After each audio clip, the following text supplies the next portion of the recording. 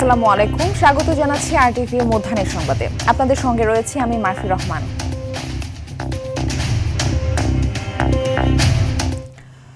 চট্টগ্রাম কক্সবাজার মহাসড়কে যাত্রীবাহী বাস ও একটি মাইক্রোবাসের মুখোমুখি সংঘর্ষ এবং দুর্ঘটনা কবলিত মাইক্রোবাসটিকে অপর একটি মাইক্রোবাসের পেছন থেকে ধাক্কায় 10 জন নিহত হয়েছেন, আহত হয়েছে 2 জন। সকালে মহাসড়কের চুন্তি জাঙ্গালিয়া এলাকায় এই দুর্ঘটনা ঘটে। বিষয়টি নিশ্চিত করেছেন লোহাগাড়ার থানার ওসি আরিফুর রহমান। প্রত্যক্ষদর্শীরা জানান, কক্সবাজার থেকে চট্টগ্রামগামী রিল্যাক্স পরিবহনের একটি যাত্রীবাহী বাস চুন্তি জাঙ্গালিয়া এলাকায় একটি বাঁকে পৌঁছে ব্রেক করতে গেলে বাসটির সামনের অংশ ঘুরে যায়। এতে বাসটি মহাসড়কে আড়াআড়ি হয়ে গেলে বিপরীত দিক থেকে আসা কক্সবাজারগামী একটি মাইক্রোবাসের সঙ্গে বাসটির সংঘর্ষ হয়। এ সময় কক্সবাজারগামী আরেকটি মাইক্রোবাস দুর্ঘটনা কবলিত মাইক্রোবাসটিকে পেছন থেকে ধাক্কা দিলে ঘটনাস্থলেই 7 জন মারা যান। পরে হাসপাতালে নেওয়ার পর আরও 3 জনের মৃত্যু হয়। কক্সবাজার থেকে চট্টগ্রামগামী একটা মাইক্রোবাসের মুখোমুখি সংঘর্ষ হয়। এই সংঘর্ষে 7 জন এখনো পর্যন্ত নিহত হওয়ার সংবাদ আমাদের কাছে আছে, আর আহত আছে 3 জন। ওদেরকে হসপিটালাইজ করা হয়েছে, গুরুতর অবস্থায় আছে। বেপরোয়া গাড়ি চালাচ্ছে। দ্বিতীয়ত হচ্ছে যে রাস্তায় এক ধরনের লবণ পানি হচ্ছে, যার কারণে স্লিপারি হয়ে যাচ্ছে। দর্শক, এই বিষয়ে বিস্তারিত জানাতে চট্টগ্রাম থেকে আমাদের সঙ্গে সরাসরি যুক্ত হচ্ছেন সহকর্মী সাইফুল মাহমুদ। সাইফুল, চট্টগ্রামে একটি মর্মান্তিক দুর্ঘটনার কথা বলছিলাম দর্শকদের, সেখানে 10 জন মারা গেছে। তো এ বিষয়ে আর কি কি তথ্য আপনার কাছে রয়েছে জানাবেন।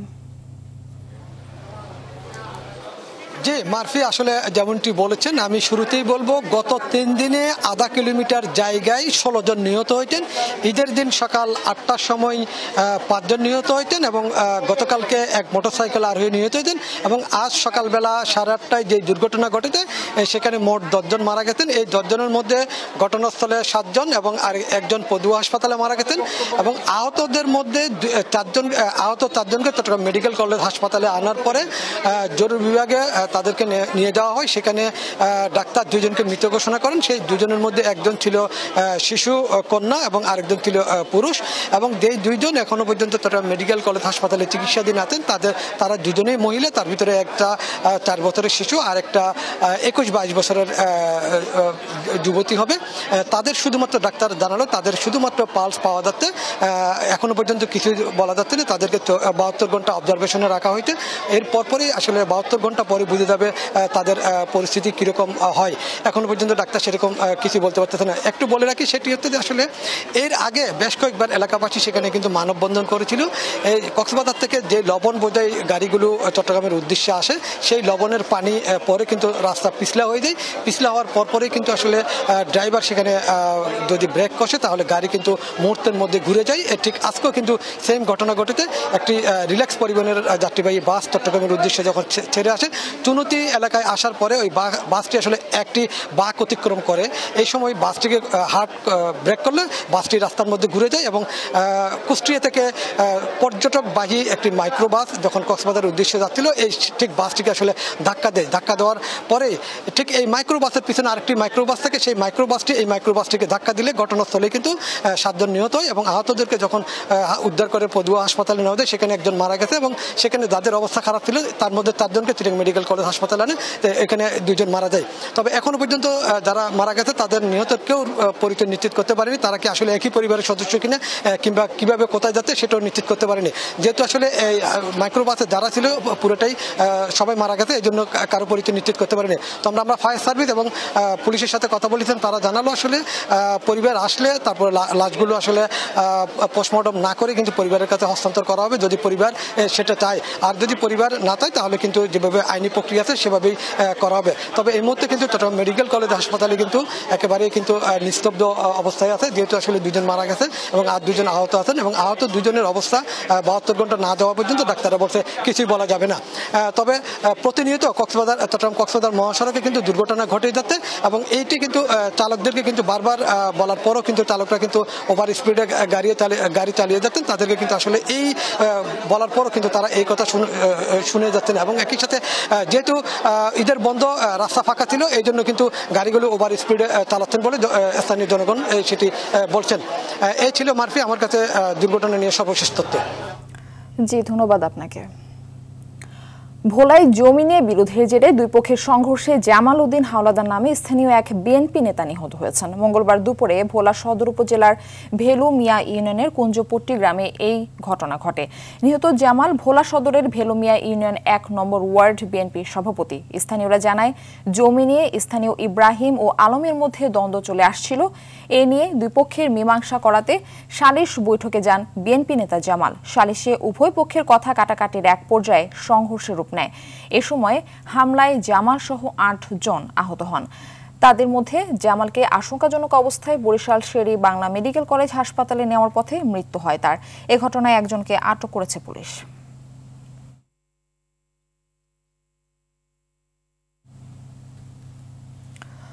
এদিকে ব্রাহ্মণবাড়িয়ার কসবায় ঈদ শুভেচ্ছা বিনিময় অনুষ্ঠানকে কেন্দ্র করে বিএনপির দুই গ্রুপের ধাওয়া পাল্টা ধাওয়ার ঘটনায় উভয় পক্ষের ১০ জন আহত হয়েছেন। স্থানীয়রা জানায়, মঙ্গলবার দুপুরের দিকে উপজেলার নয়নপুর রাবেয়া মান্নান উচ্চ বিদ্যালয়ে ঈদ শুভেচ্ছা বিনিময় অনুষ্ঠানের আয়োজন করেন সাবেক সাংসদ মুশফিকুর রহমানের পক্ষের নেতাকর্মীরা। এ সময় অনুষ্ঠানে আওয়ামী লীগের নেতাকে অতিথি করা হয়েছে বলে অভিযোগ তোলেন জেলা বিএনপির সদস্য কবির আহমেদ ভূঁইয়ার পক্ষের নেতাকর্মী। এ নিয়ে দুই পক্ষে বাগবিতণ্ডায় জড়ালে দুই পক্ষের মধ্যে সংঘর্ষের ঘটনা ঘটে। আহতদের কসবা উপজেলা স্বাস্থ্য কমপ্লেক্সে চিকিৎসা দেওয়া হয়েছে। কসবা থানার ভারপ্রাপ্ত কর্মকর্তা জানান, বর্তমানে পরিস্থিতি শান্ত রয়েছে।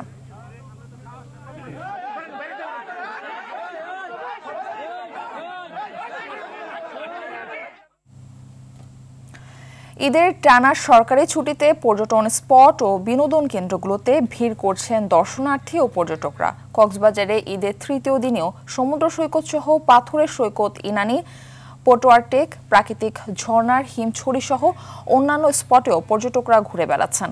পর্যটকদের সার্বক্ষণিক নিরাপত্তা দিচ্ছে ট্যুরিস্ট পুলিশ ও জেলা পুলিশ। পর্যটকদের আগমনে দীর্ঘ ১ মাস পর মুখরিত হয়ে উঠেছে সাগরকন্যা কুয়াকাটা সমুদ্র সৈকত। সমুদ্রের প্রাকৃতিক সৌন্দর্য অবলোকনের পাশাপাশি লেম্বুর বন, ঝাউবন ও শুটকি পল্লী সহ সব পর্যটন স্পটে রয়েছে পর্যটকদের উচ্ছ্বসিত উপস্থিতি। ঈদের ছুটিতে পাহাড়ের সৌন্দর্য দেখতে পর্যটকদের ঢল নেমেছে বান্দরবানে।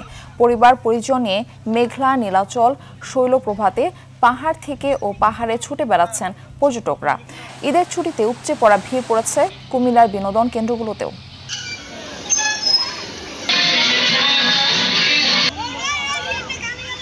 এখানে এসে খুবই ভালো লাগতেছে। ঢেউ তো কক্সবাজারের মতোই লাগতেছে।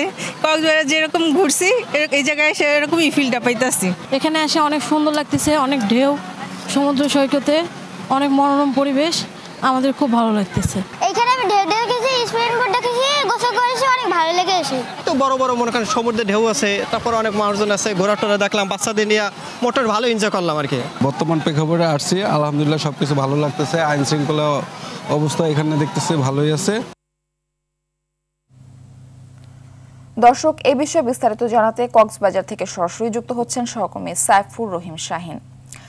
শাহিন, ঈদের লম্বা ছুটিতে ভ্রমণ পিপাসুরা বিভিন্ন পর্যটন স্পটে যাচ্ছেন, তো তাদের নিরাপত্তা কতটা জোরদার দেখছেন জানাবেন।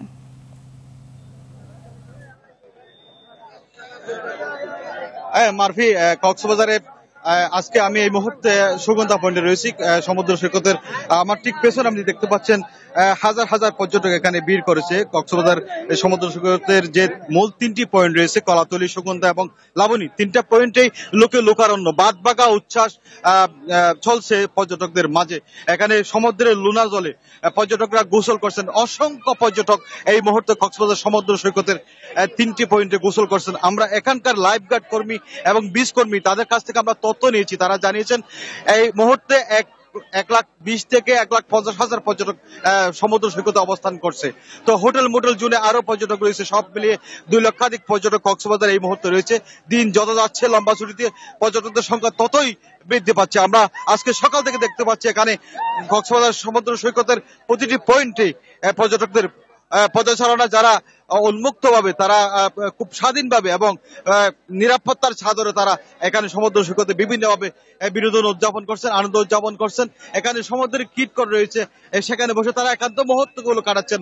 এখানে সমুদ্রের যে জেট স্কি রয়েছে, এখানে সমুদ্রের যে ওয়াটার বাইক রয়েছে, এখানে সমুদ্রে ঘোড়া রয়েছে, সব কিছুতে এই পর্যটকরা বিনোদন উদযাপন করছে। এক প্রকার এখানে যে উচ্ছ্বাস, বাদ ভাঙা উচ্ছ্বাস, সেটা আমরা দেখতে পাচ্ছি পর্যটকদের মাঝে। এখানকার নিরাপত্তার কথা আপনি যেটা জানতে চেয়েছেন, এখানকার পর্যটকদের নিরাপত্তার জন্য টুরিস্ট পুলিশ রয়েছে। কক্সবাজার রিজন টুরিস্ট পুলিশের পক্ষ থেকে 3 স্তরের নিরাপত্তা ব্যবস্থা এখানে জোরদার করা হয়েছে। জানিয়ে রাখি, কক্সবাজার সমুদ্র সৈকত ছাড়াও পাথুরি বিচ, ইনানি, পাটোয়ার টেক এবং প্রাকৃতিক ঝর্ণা, হিমচুরি সহ বিভিন্ন স্থানে পর্যটকদের, কক্সবাজারের অন্যান্য স্পটেও পর্যটকদের বেশ আনাগোনা আমরা লক্ষ্য করতে পারছি। এখানকার ব্যবসায়ীরা জানিয়েছেন আরো কয়েকদিন পর পর্যটকদের এই যে আনাগোনা অব্যাহত রয়েছে সেটা আরো বৃদ্ধি পাবে বলে তারা আমাদেরকে জানিয়েছেন। তো মারফি, কক্সবাজার সমুদ্র সৈকতের এই সুগন্ধা পয়েন্ট থেকে পর্যটক সমাগমের এ হচ্ছে আমার সর্বশেষ তথ্য। ধন্যবাদ আপনাকে। মৌসুমের স্বাভাবিক লঘুচাপ দক্ষিণ বঙ্গোপসাগরে অবস্থান করছে জানিয়ে আবহাওয়া অফিস বলছে দেশের বিভিন্ন স্থানে বজ্রসহ বৃষ্টির পূর্বাভাস রয়েছে। এছাড়া আগামী সপ্তাহে দেশ জুড়ে বৃষ্টি বাড়তে পারে। সকালে আবহাওয়া অধিদপ্তরে এসব কথা বলেন আবহাওয়াবিদ শাহনাজ সুলতানা। তিনি বলেন, এই মাসের 10 থেকে 12 তারিখে বৃষ্টিপাতের পর তাপমাত্রা আবার বাড়তে পারে।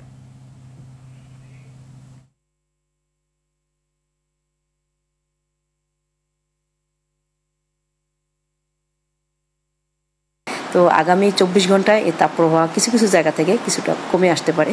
তো আপনারা জানেন, গতকাল সকাল 6টা থেকে আজকে সকাল 6টা পর্যন্ত দেশের সিলেটে 40 মিলিমিটার বৃষ্টিপাতের রেকর্ড করা হয়েছে এবং আজকেও সকাল 6টার পর থেকে 9টার মধ্যে 5 মিলিমিটার বৃষ্টিপাতের রেকর্ড রয়েছে। নির্বাচন অনুষ্ঠানে বর্তমান সরকারের প্রধান দায়িত্ব।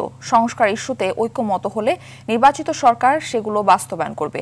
সকালে নয়াপল্টনে বিএনপির কেন্দ্রীয় কার্যালয়ের সংবাদ সম্মেলনে এসব কথা বলেন দলের সিনিয়র যুগ্ম মহাসচিব রুহুল কবির রিজভী। বিএনপিকে নিয়ে সরকারের উপদেষ্টা ব্রিগেডিয়ার জেনারেল অবসরপ্রাপ্ত এম সাখাওয়াত হোসেনের অযাচিত মন্তব্যের তীব্র প্রতিক্রিয়া জানান রিজভী।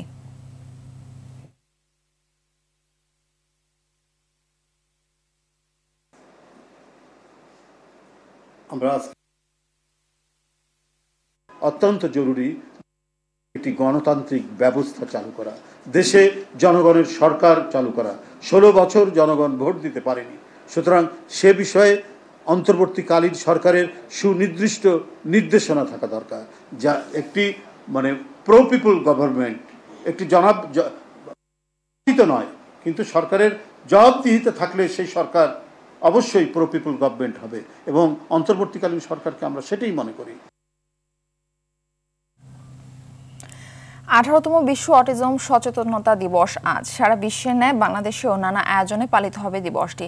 এবছর দিবসটির প্রতিপাদ্য নির্ধারণ করা হয়েছে স্নায়ু বৈচিত্র্যের অগ্রগতি এবং জাতিসংঘের টেকসই উন্নয়ন লক্ষ্য। দিবসটি উপলক্ষে দৈনিক পত্রিকাগুলোতে বিশেষ করপত্র প্রকাশিত হবে। পাশাপাশি অটিজম বিষয়ে সচেতনতা তৈরিতে রোড ব্র্যান্ডিং, বিশেষ স্মরণিকা ও লিফলেট প্রচার সহ সরকারিভাবে বিভিন্ন অনুষ্ঠানের আয়োজন করা হয়েছে, যা ঈদ পরবর্তী সময়ে পালিত হবে। এছাড়া প্রতিবারের ন্যায় অটিজম বৈশিষ্ট্যসম্পন্ন সফল ব্যক্তি ও অটিজম নিয়ে কাজ করা ব্যক্তি ও প্রতিষ্ঠানকে পুরস্কৃত করা হবে।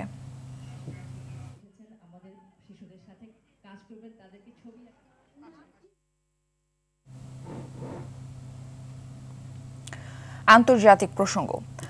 বুধবার নতুন করে বিশ্বের বিভিন্ন দেশের পণ্যের উপর শুল্ক আরোপের ঘোষণা দিয়েছেন যুক্তরাষ্ট্র প্রেসিডেন্ট ডোনাল্ড ট্রাম্প। তিনি দিনটিকে যুক্তরাষ্ট্র লিবারেশন ডে বা মুক্তি দিবস ঘোষণা করেছেন। তবে নির্দিষ্টভাবে কোন কোন দেশের পণ্যের উপর এই নতুন শুল্ক আরোপ হবে তা বিস্তারিত জানায়নি ট্রাম্প। এদিকে ট্রাম্পের এই ঘোষণা কার্যকর হওয়ার আগে বৈশ্বিক শেয়ার বাজারে দরপতন শুরু হয়েছে। বিশ্লেষকদের ধারণা, ট্রাম্পের সিদ্ধান্ত বিশ্ব অর্থনীতির উপর নেতিবাচক প্রভাব ফেলবে। এর আগে চীন, কানাডা ও মেক্সিকোর পণ্যের উপর শুল্ক আরোপের ঘোষণা দিয়েছিলেন ট্রাম্প।